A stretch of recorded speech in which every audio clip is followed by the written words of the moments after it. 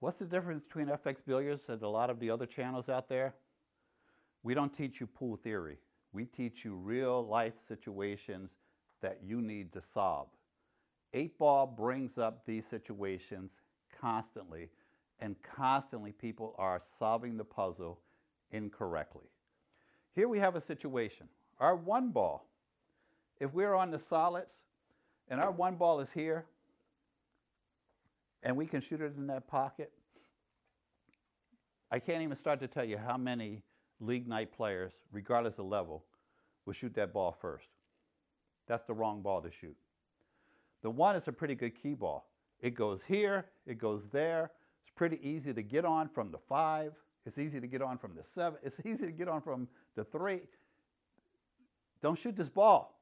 You want this ball because here's your 8-ball. If you're not thinking that far ahead, learn to think that far ahead. What are our problems if we have the solids? We got one problem, the 2-ball. Now, that's one of those I was going to get it shots. What does that mean? At the end of the rack, I would say to someone I'm coaching, why didn't you get on that 2-ball? I was going to get it. They always say I was going to get it. That is our target of primary interest. That means no matter what happens, we need to go get it right now.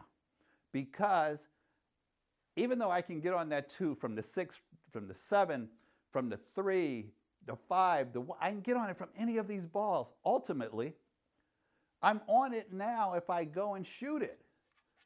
If it doesn't work out, if I screw this up and I don't get on the 2 in a good way, I have 4 or 5 more opportunities to get down there to get on the 2. But I certainly don't want that to be my key ball. Can you imagine getting from the 2 to the 8? Yes, we can do it, but we don't want to have to do it. So what do we do here? We play our 3 down in the corner and get on the 2. Let's see how it works out. It's a little bit high right-hand English here. Keep that ball on the rail. We wanted to get on the 7, but then we reevaluate. We can make the 7, but it's not the smartest choice right now. So we play the 6 and we stun out. So now our pattern is 6, 7, 5, 1, 8.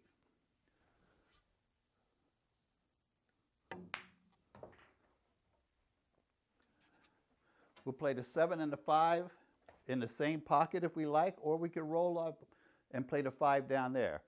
The problem is, if I roll up and play the 5 down there, well, you'll see.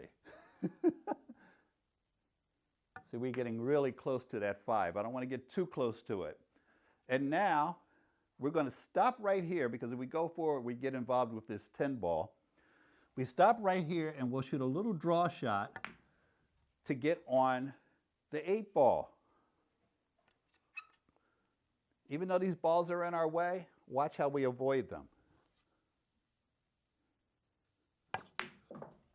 If you don't realize, the guys that have the draw shots are the ones that get the dough.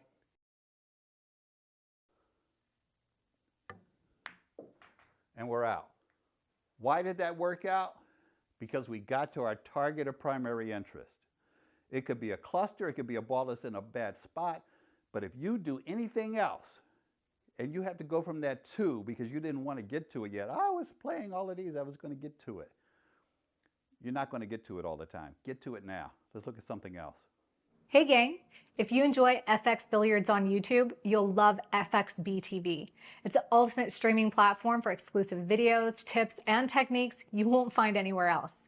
Join now to lock in our special introductory rate and be part of the FX Billiards community. Target of primary interest is usually a problem shot. Clusters are best broken up with balls that are closest to the cluster. I could play the 11 now and take a shot at that cluster. Wouldn't be a bad plan. I could play the 10 from here and get over there and break up that cluster. I'm going to break it up from the 12 ball. The 12, Brian, have you lost your mind? Yes, the 12. And I'll tell you why. If I break up the cluster by coming off of multiple rails and hitting this cluster either inside, outside, it doesn't matter. I've got insurance shots because I know I can hit that cluster, but I don't know What's going to happen when I break it up? Will I be on the 9 or the 15? I don't know for sure. So if I leave the 11 and I leave the 10, which are good to break it up, we already determined, but if I leave them on the table, now I have insurance shots. The 12's not a guaranteed shot, but the 11 is from the cluster. The 14's not a guaranteed shot, but the 10 is from the cluster. So what do? We shoot a stop shot here, and we leave ourselves this angle on the 12. Now, I did make an entire video just about this angle and the things you can do with it. And one of the things you can do is come down here and come really close to hitting this diamond, which is, by the way, where our cluster is. So I play this with high right-hand English. We come down, we hit our cluster. I don't care if it goes well or not. I am going to have a shot. I've got the 11, I've got the 9, I've even got the 15 if I really want to be ambitious. So the whole point here is, if that did not go well, I still have the 10 in my camp. I still have the 11 in my camp. Something is going to happen that gives me another shot. But if I use the 11, like I talked about earlier, and it didn't go well, I have to hope to be on the 10 if this part doesn't go well. So think these things out, guys.